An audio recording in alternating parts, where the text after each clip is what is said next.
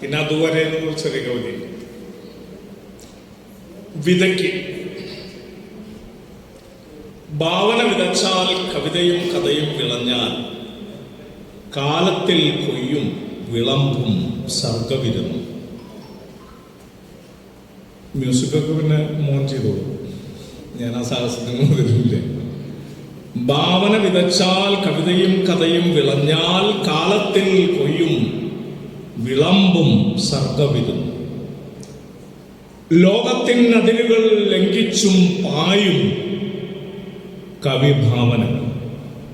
ലോകത്തിൻ അതിരുകൾ ലംഘിച്ചും പായും കവിഭാവനകൾ.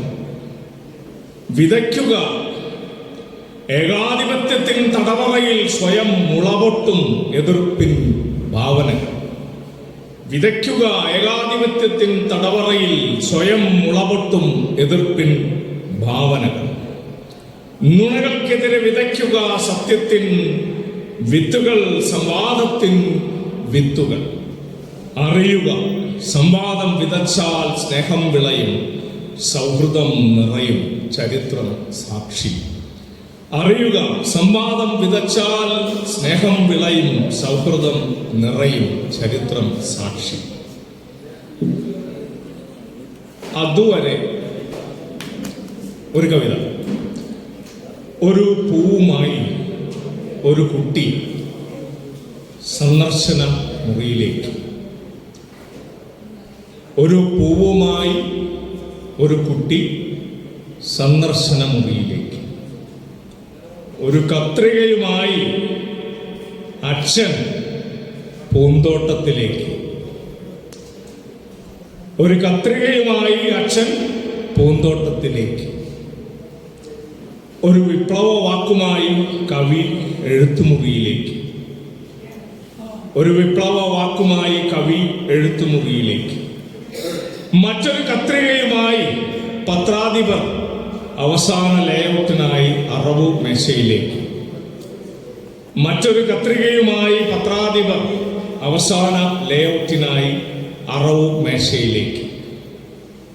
ഒരു പരാതിയുമായി ഭാര്യ കിടപ്പറയിലേക്ക്. ഒരു പരാതിയുമായി ഭാര്യ കിടപ്പറയിലേക്ക്. അനേകം പരുക്കുകളുമായി രാവിലെ അടുക്കളയിലേക്ക്. അനേകം പരുക്കുകളുമായി രാവിലെ അടുക്കളയിലേക്ക്. വജ്രസമാനമായ ഒരു സദാചാര ഉപദേശവുമായി ഗുരു ശിഷ്യനരികിലേക്ക്. വജ്രസമാനമായ ഒരു സദാചാര ഉപദേശവുമായി ഗുരു ശിഷ്യനരികിലേക്ക്. പ്രണയ സ്വാതന്ത്ര്യത്തിന് ആകാശഗംഗ നോക്കി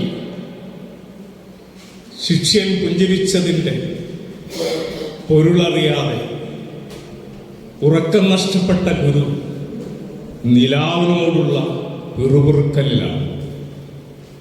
പ്രണയ സ്വാതന്ത്ര്യത്തിന് ആകാശഗംഗ നോക്കി ശിഷ്യൻ പുഞ്ചിരിച്ചതിൻ്റെ പൊരുളറിയാതെ ഉറക്കം നഷ്ടപ്പെട്ട ഗുരു നിലാവിനോടുള്ള പിറുപിറുക്കലിലേക്ക്. താരാട്ടുപാടി ഉറക്കിയ ആൺകുഞ്ഞ് ഞെട്ടിയുണർന്നു. മേൽക്കൂരയുടെ ഒട്ടയിലൂടെ നക്ഷത്രങ്ങളിൽ നിന്നും പുഞ്ചിരിക്കുന്ന കുഞ്ഞനുജത്തിയെ കുഞ്ഞി കൈമാടി വിളിക്കുന്നു. താരാട്ടുപാടി ഉറക്കിയ ആൺകുഞ്ഞ് ഞെട്ടിയുണർന്നു. മേൽക്കൂരയുടെ ഒട്ടയിലൂടെ നക്ഷത്രങ്ങളിൽ നിന്നും പുഞ്ചിരിക്കുന്ന കുഞ്ഞനുജത്തിയെ കുഞ്ഞിക്കൈമാടി വിളിക്കുന്നു. അവളുടെ ചോര പുരണ്ട കുഞ്ഞുടുപ്പ്, കത്തിക്കരിഞ്ഞതിൻ്റെ കറുത്ത പാടുകൾ ഇപ്പോഴും പൂന്തോട്ടത്തിലെ ഉണങ്ങിയ പൂമരത്തിനരികെ. അവളുടെ ചോര പുരണ്ട കുഞ്ഞുടുപ്പ്, കത്തിക്കരിഞ്ഞതിൻ്റെ കറുത്ത പാടുകൾ ഇപ്പോഴും പൂന്തോട്ടത്തിലെ ഉണങ്ങിയ പൂമരത്തിനരികെ. അമ്മയുടെ കണ്ണീർ വീണ് ചിതറിയ നിലാവിൻ്റെ മുഖം വിളറിയത് കണ്ട പൂർണ്ണചന്ദ്രൻ മേഘങ്ങളെ അവാഹിച്ച് സ്വയം കുരുടിയായി മാറി. ഇരുട്ടിൽ ഒരു നിലവിളി വന്ദേ ഭാരത് തീവണ്ടിയുടെ വരവറിയിച്ചു.